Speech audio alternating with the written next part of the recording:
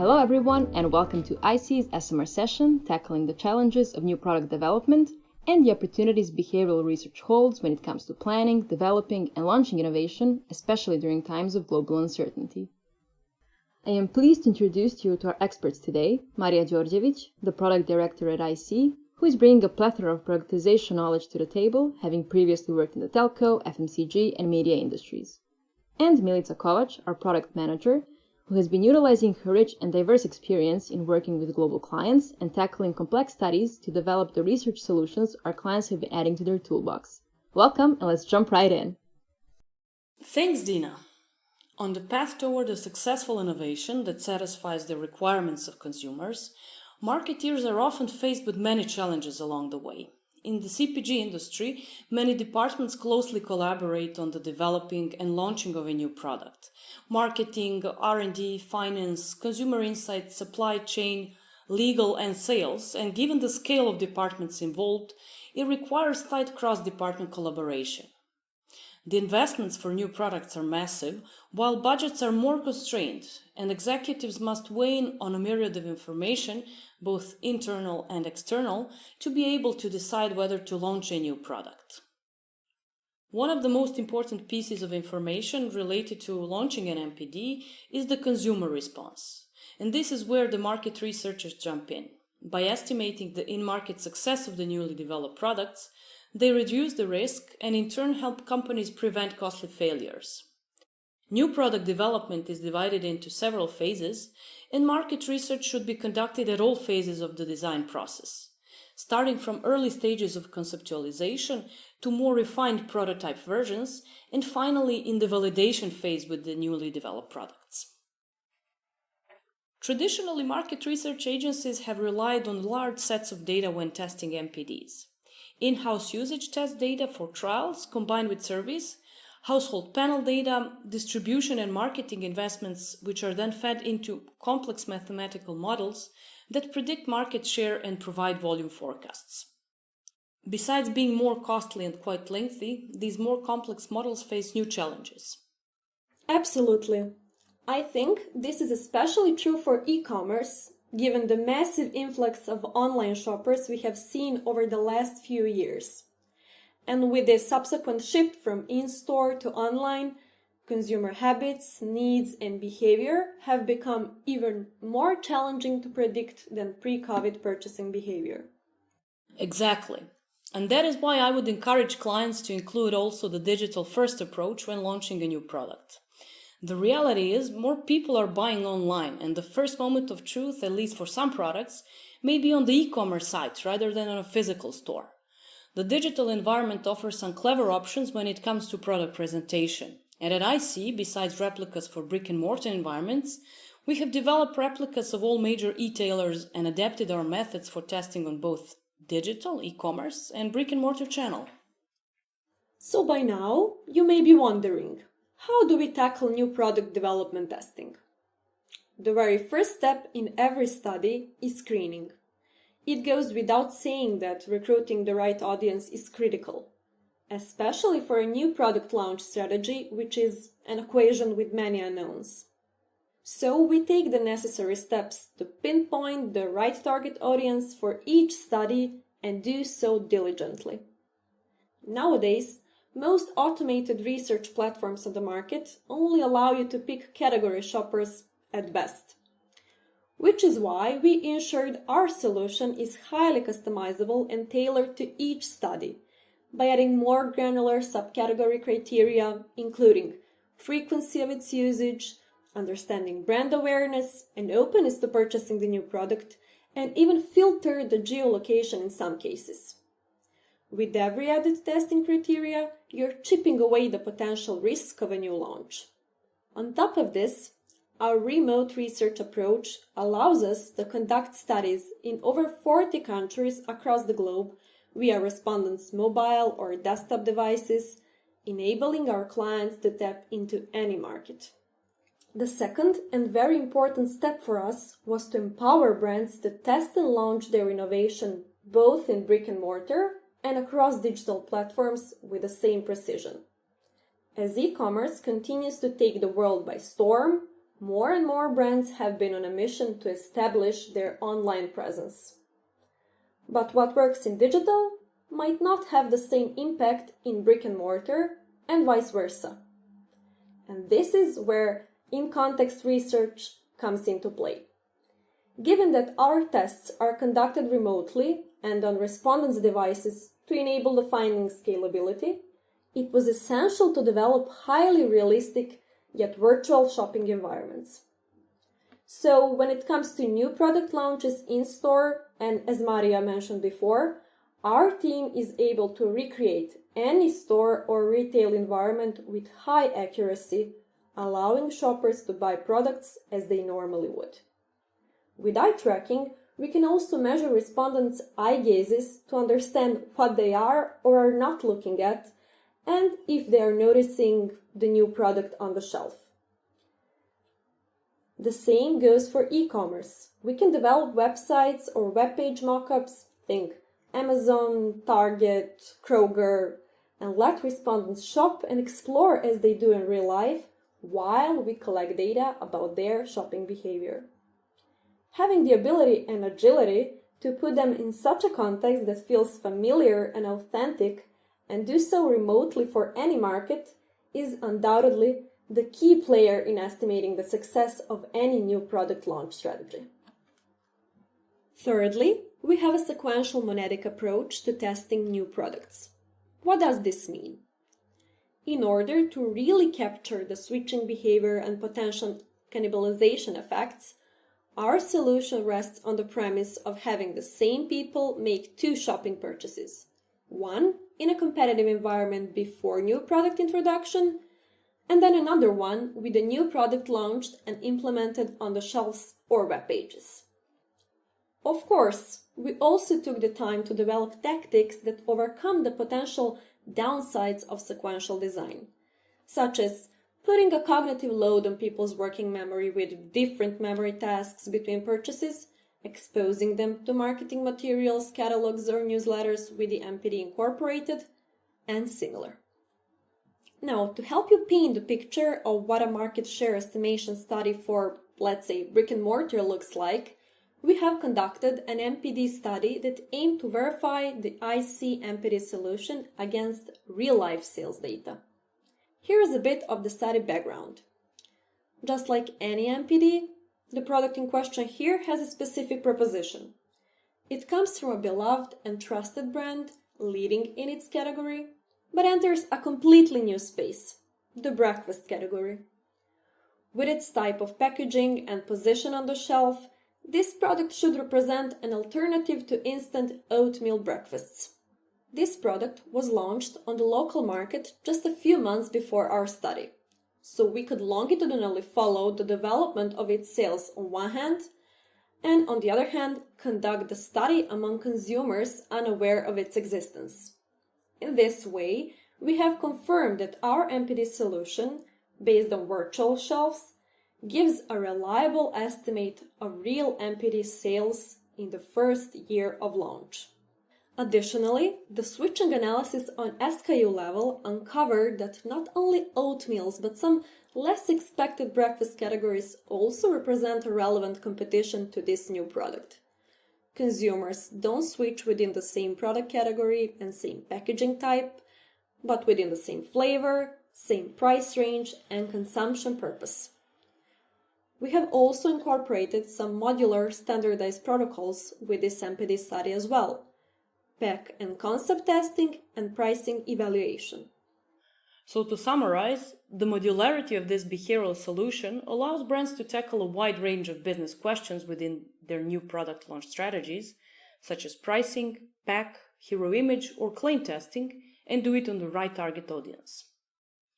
Let's quickly look back at some of the client perspectives when it comes to practices for minimizing the risk of an unsuccessful product launch, some good examples of NPDs across categories, and the research tools that empower them to actually keep on innovating. Angeliki, in your experience, what are the practices or approaches for minimizing the risk of an unsuccessful innovation? So yeah, it's NPD development is a highly challenging task. It requires teams to take under consideration throughout the development cycle a number of parameters that are both complex and constantly changing. And in order to be successful, you need to fully meet and excel all aspects in the equation of be meeting a real unmet need, have a good product and a good activation. And why it's very challenging is because you really need to start from a consumer, and the challenge needs to distill a true and unmet consumer need that come with superior, in our case, in healthcare benefits or distinct benefits from the existing solutions. Those solutions need to have differentiated features that address real and long-term trends, not fads. Now, when it comes to the approaches or let's say thinking of how we can minimize the risk of innovation, I would say that the most important one is to always strive for cross-functional collaboration throughout the process. Avoid the silo in thinking. Bring to life the unmet needs and the whole consumer super journey. Think about, early on the intended experience of consumers, so as to make sure that everyone is at the same level of understanding and is fully immersed, all functions are fully immersed on the unmet need and the job to be done. Revisit the consumer shopper journey frequently and ensure that each phase of testing and development lands the desired outcome. So think about, from the zero moment of truth until the ultimate moment of truth. Also, in the late stages of innovation, we combine methods. So it's not one size fits all, and it's not just one approach. We're thinking, each element of innovation separately and all together to minimize the risk. So we are testing, the packaging in context, in virtual environments. We're testing the full mix into together with the marketing activation. Okay, so we assume we have a clear plan in mind or different scenarios of how the activation in market would look like. And we simulate different scenarios. Despite the fact that we see, let's say, a lot of changes when it comes to the retailers, the channels that they use. So e-commerce has accelerated a lot, and we need to be prepared and accelerate as well. But what I see is related to the fact that specific, let's say, NPDs have changed, have accelerated during COVID. So not only physical products that support physical health, but a lot around the mental health. So we're talking about what COVID saw us is even more the need for holistic health and the need to support consumers' mental health. Outside, of course, of the growing immunity and energy boost that we see innovations in many possible formats. Well, yes, I believe there is a rather generic best practice pathway on how to innovate successfully, and we call it the innovation journey. Of course, each development faces different challenges, but the big steps are always the same. And this journey consists of design thinking and lean startup principles, and it involves in many cases a lot of iterations with your target audience. And these iterations, they require experimentation and a mindset to show something to consumers you're not ready to produce yet. And this mindset may seem trivial, but in many industries, the feasibility issues of your ability to produce a product are quite fixable and do not often lead to a failed market launch.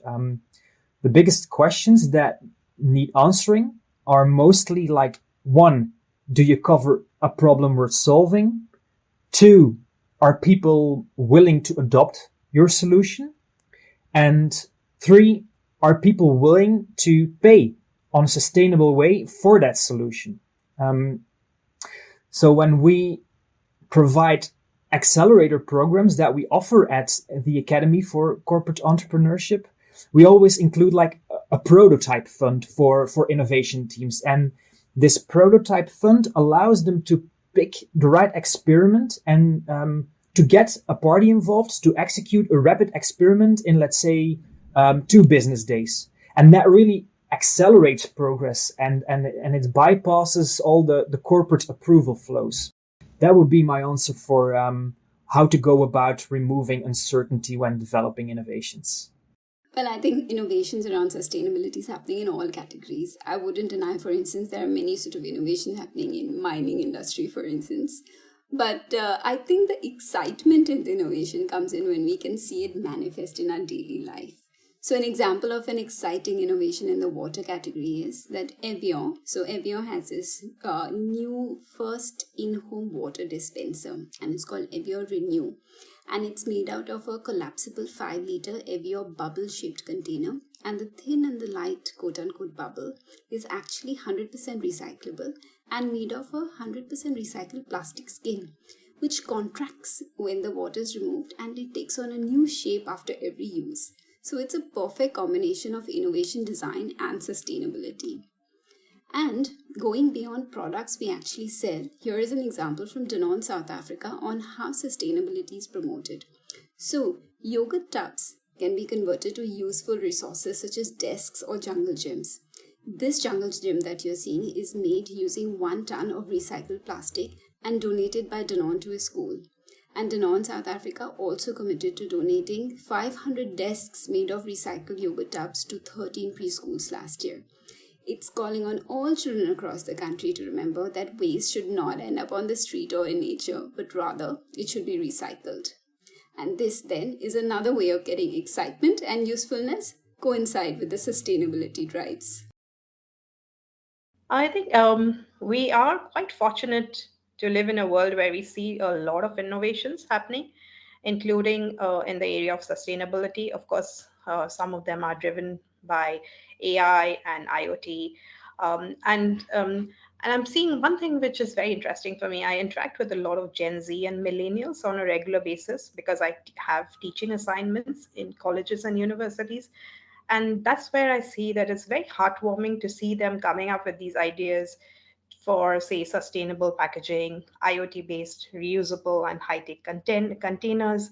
These are recent ones, actually, which I recently spoke to students at NTU in Singapore. I also met somebody from SMU who is already running something related to sustainable packaging and also reusing packaging. So not just recycling the packaging, which is of course an effort which Singapore government runs, but also reusing packaging, which is secondhand packaging, or developing sustainable packaging and selling sustainable packaging through one platform. The other one which I mentioned is IoT-based reusable high-tech containers, which keep tracks of beauty products which you already own, because as we all know, as women, that a lot of times we tend to buy multiple beauty products, even though we have some of it lying at home, which we could have used and made better use of, and did not need a second one. So this kind of packaging basically leads to less purchase in the first place. So this is coming to more like mindful shopping mixed up with sustainability. So these are some things which I'm seeing some exciting innovations when it comes to, especially because I'm from e-commerce, I'm more interested in those kind of innovations. So these are innovations which caught my eye in this recent past. Yeah. Innovation is linked to looking at the market monitoring of consumption behaviors, or like usage and attitude study segmentation, or even like an ad hoc trend reportings. And then we're trying to make an assumption on what we need to do next and where the trend would go. So essentially, we're looking and where we want to go next through the rearview mirror all the time. At the moment, digital comes into play and is being used as a tool for data collection that helps expedite the reporting of the trend process. However, it was still done rather manually. Then we also use the social media or the data, digital data that's floating in the internet to be part of the data set, which makes the information more current and real time. However, these are still the consumer reaction to the market at that point in time. The needs and the experiences that we got are the reactions to the current market activity and is not forward-looking. The process takes about 2 to 3 years. To create innovations that answer consumer needs in 2 to 3 years' time, we cannot use the past trend data or even the reaction to the current market activities to identify your successful innovation. We need a more forward-looking tool that enable us to predict the future needs and trends rather than creating future innovation through the rear view lenses. If you have NPDs in your pipeline, here are the 3 key things to remember. Firstly, I would encourage clients to take a leap into in-context NPD testing to use highly realistic virtual testing environments combining both brick-and-mortar and e-commerce environments for higher predictability of the results. Secondly, clients should perform reality checks by testing at every stage of the new product development to minimize the risk before the launch. And lastly, clients can benefit from modular solutions for testing NPDs, which can provide answers to business questions that are not limited only to the evaluation of NPD, but also include new package evaluation, pricing, and communication testing. Thank you. And thanks to everyone who tuned in. If you have any questions regarding testing NPDs, please don't hesitate to reach out to us in the chat or contact us via email.